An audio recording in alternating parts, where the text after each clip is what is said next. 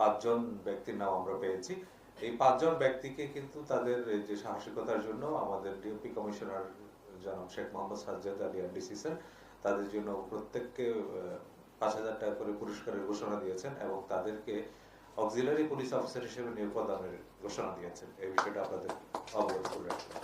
ধন্যবাদ। আর যদি কোনো প্রশ্ন থাকে, সেটা হচ্ছে যারা এই ঘটনাটি ঘটিয়েছে এবং যাদেরকে আপনারা গ্রেফতার করেছেন তাদের পরিচয়টা একটু বলবেন এবং তারা কি আদৌ কোনো বাহিনীর সঙ্গে ইনভলভ কিনা এই বিষয়টা একটু ক্লিয়ার করবেন। আচ্ছা, আমি যে 6 জনকে আমরা ধরতে পেরেছি এর মধ্যে 4 জন যেটা আমরা একেবারে স্পট থেকে ধরেছি, ওনার একজন নাম হচ্ছে ফরাদ বিন মোশাররফ, একজন হচ্ছে ইয়াসিন হাসান, মোবাশ্বের আহমেদ ও ওয়াকিল মাহমুদ।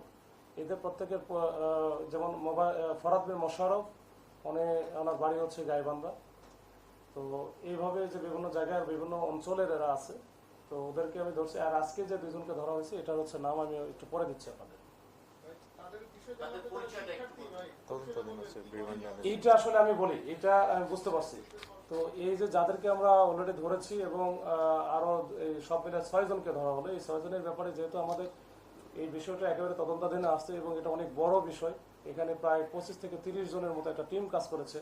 এই পুরা টিমকে কাজ আমি আইনের আওতায় যদি আমি নিয়ে আসতে চাই, সেক্ষেত্রে কিছু একটু ভাই আমাদের এই বিষয়টা আমরা একটু পরে ডিসকাস করতে যাচ্ছি। আপনাদের বলবো রিমান্ডে আজকে আমরা নিয়ে আসতেছি।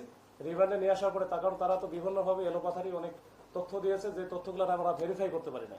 এই ভেরিফাই করতে গেলে আমার একটু সময় লাগবে।